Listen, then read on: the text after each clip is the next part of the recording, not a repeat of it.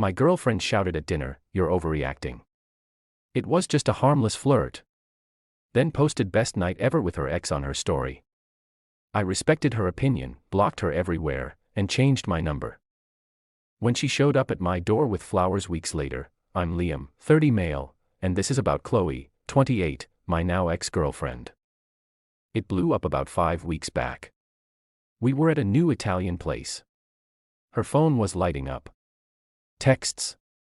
She was giggling, typing under the table. I asked if everything was all right. "Yeah. Just Zara being Zara," she said, not looking up. Zara's her dramatic best friend. Plausible. Then her phone rang. She glanced. Weird smile. Declined. "Sorry. Just ignore it." Gut feeling. Screaming. Later, while she was in the restroom, her phone buzzed. Screen up. Message preview. Marcus. Marcus, her ex. The one she'd called a truly awful person she never wanted to see again. The heart emoji was a choice. When she returned, I asked, "So Marcus is Zara now?" She froze. "What are you talking about? His name on your phone." Marcus. With a heart. Defensiveness instantly. "Oh my goodness, Liam. Don't start. He just messaged me." I was being polite. Polite? You've been glued to your phone smiling, and you declined his call like you were hiding it. Then the classic, "You're being so insecure." It was just a bit of harmless flirting, a little ego boost. Goodness. You can be so controlling sometimes. Harmless flirting on our date. The argument escalated. My voice stayed level. Hers got shrill. "You're overreacting," she whisper-shouted. It was nothing. "You're ruining our dinner." I looked at her. Cold clarity hit me. Am I? Or did you ruin it before the appetizers? She huffed, threw her napkin down. "I'm going home. I can't deal with this jealousy." Stormed out. Left me with the bill. I paid, walked home. Was I overreacting? Then I opened Instagram. Habit, Chloe's story, posted during our dinner or just after. A picture. Her and Marcus. Arms around each other. Big grins in a bar near her place. Caption, "Best night ever. So good to reconnect with this one." Feds known's new beginnings. Harmless Flirt was a full-blown reunion. Something snapped. Quiet, cold, a decision. Screenshotted the story, emailed it to myself. Contacts, Chloe, blocked WhatsApp, Chloe, blocked Instagram, Chloe, blocked Facebook, Chloe, blocked everywhere. Her number deleted. Powered off my phone, snapped the SIM. Next morning, new number. Only for family and close friends, strict instructions not to share. Locks changed that afternoon. I respected her opinion. If her night with Marcus was better, she could have it. The silence was clean. The first few days were rough. The apartment felt huge and quiet, but no more wondering if I was the crazy one. She showed me who she was. I believed her. 3 weeks passed. Life was normal-ish. Then my doorbell rang. I wasn't expecting anyone. Pete Paul. Chloe. Holding a ridiculously large bouquet of lilies, my least favorite flower, knows I'm allergic, and a strained, teary expression. "Here we go." Update, Chloe at my door. Looking like she'd rehearsed a movie apology, the lilies, a masterclass in cluelessness. I opened the door, chain on, her face lit up, then fell at the chain. "Liam. Oh my goodness, finally." She pushed the flowers forward. "Can I come in, please?" "No." I said, calm. Her smile faltered. "No, Liam. Please. I've been going out of my mind. Your phone's disconnected. You're not online." Internal thought. Something terrible did happen, Chloe. "You." "I changed my number," I said, "and I'm fine." "But why, without telling me?" Genuine bewilderment. The entitlement was already thick. I took your words to heart, Chloe. I explained. You said I was overreacting, that you were having the best night ever with Marcus. I figured you'd prefer to continue without my overreacting presence. The flowers drooped. That picture. Liam, it wasn't what it looked like. Oh, looked like you with your ex, captioned best night ever and new beginnings after you stormed out of our dinner. What part did I miss? She huffed. Okay. Maybe the timing of the post was bad. I was just excited. He's history. The heart emoji next to his name suggested active history. You went through my phone. A lie. I saw the preview. Didn't need to. You broadcast your new beginning.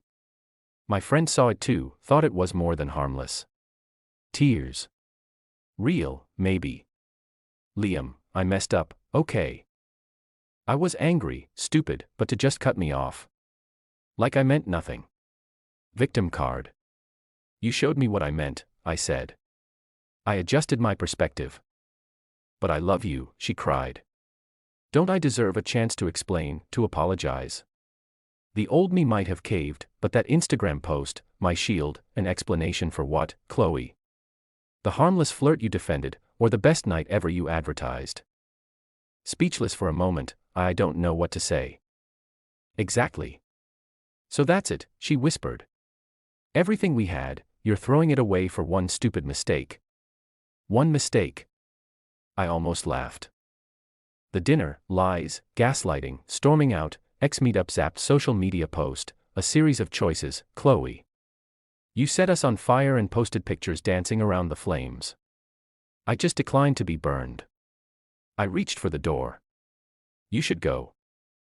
Liam, no. Wait. Tried to stick her foot in the door. Jane held. I bought these for you, lilies. Don't you remember? I remembered telling her I was allergic multiple times. She'd twisted a sentimental comment about my grandmother's garden into me loving them. These flowers weren't an apology. They were a monument to her not listening. I remember I'm allergic. Perfect symbol, actually. Grand gesture. Misses the mark because you never paid attention. Her face fell. That hit her. I'm sorry, she said small. I just want us to go back. Not possible. That us wasn't real. Please go. I closed the door, dead-bolted it. Heard her outside for a few minutes. A sniffle, then retreating footsteps. The flowers were on my doorstep an hour later. Left them there. Property management cleared them by morning. It wasn't easy. Seeing her churn things up, but underneath resolve. This was self-preservation.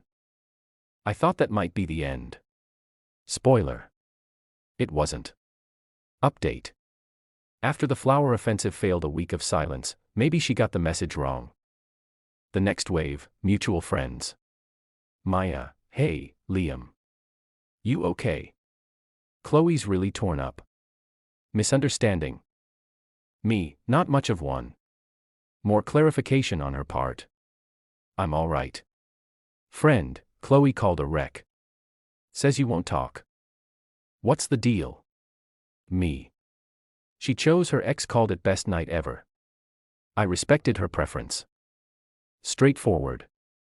They backed off, but messages from Chloe relayed through them kept coming. She wants her stuff. She needs to talk. Urgent. She says you're being cruel. Her stuff was minimal. A few books, toiletries, a hideous teddy bear. I boxed it all. Named the bear Marcus Jr. before sealing. Then the urgent matter. A new low. My mom called, worried. Liam, honey. I just had a strange call from Chloe. My blood ran cold. My mom. What did she say? My voice was tight with controlled anger. Very upset. Couldn't reach you. She said she thought she might be pregnant and it was yours. Pregnant? We've been careful. Always. The timing? Right after Marcus. The audacity. Mom, she's lying 100% wrong time frame. Always safe. This is a disgusting manipulation because I cut contact after she cheated. I gave Mom the concise version. Dinner, flirt, Marcus, Instagram. Mom went from concerned to furious. That manipulative little, the nerve. Chloe's urgent matter. A phantom pregnancy. A desperate, despicable ploy. Any shred of doubt about my decision vanished. This was someone willing to play incredibly dirty. My peace of mind was the artifact, and she was trying to smash it. How to deal with her stuff and this escalation? No seeing her. No letting her near family. I texted Maya. Can Chloe pick up her stuff from your porch? I'll drop it. Also, she told my mother she's pregnant with my child to force contact. It's a lie beyond messed up. Thought you as her friend should know. Maya. Oh my goodness, Liam. Pregnant? Wow. Yeah. I can handle the box. I'll talk to her. So sorry. Drop the box at Maya's. On top of Marcus Jr., a note. Chloe, here's your property. Regarding recent false claims via third parties, any further harassment or defamatory statements will be documented and forwarded to legal counsel. Consider this my final communication. Respect my choices. Liam. Too harsh. Not after the fake pregnancy scare to my mother. This was drawing a firm line. I also had the screenshot of her best night ever post, my evidence, the artifact of her betrayal. A few days later, Maya messaged. She picked up the box. Not happy about the note or me knowing about the pregnancy lie. Tried to say I misunderstood, then got angry. Honestly, Liam, I'm seeing a different side to her. Sometimes the best outcome is letting people reveal their true colors. I thought, this must be it. Surely. Narrator. He was once again adorably naive. Part 4. The final showdown in the sweet sound of silence, approximate 3 weeks after update 2, 8 weeks after initial post. The fake pregnancy bomb seemed to make even Chloe pause. Communication via friends dried up. Maya said Chloe was laying low, her attempts to badmouth me backfiring, especially once the pregnancy lie circulated. People connect dots. Best night ever with ex, then sudden emergency with me. It looked suspicious. I started to relax, changed routines, felt in control again. Then, about 2 weeks ago, the grand finale. Coming home late from work, saw someone on my building steps, head down, my internal alarms blared. Chloe, no flowers, no tears, just defeated and angry.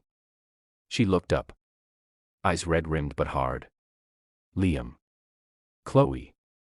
You're not supposed to be here. She stood. We need to talk. For real.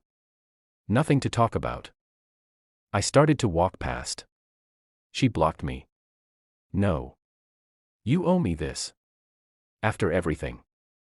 The sheer entitlement. After her lies, her cheating, her manipulation, I owed her. It was almost baffling how little self-awareness she had. It wasn't about me, I realized then. It was about her not losing, not facing rejection. I laughed. Oh, you, Chloe. That's rich. You ruined my life, she yelled, voice cracking with rage. Heads turned. You cut me off, turned my friends against me. Marcus won't even talk to me. He said I was too much drama after word got out about what I tried to pull with the pregnancy thing. He actually called me manipulative. Ah, so Marcus, best night ever, had bailed. The irony.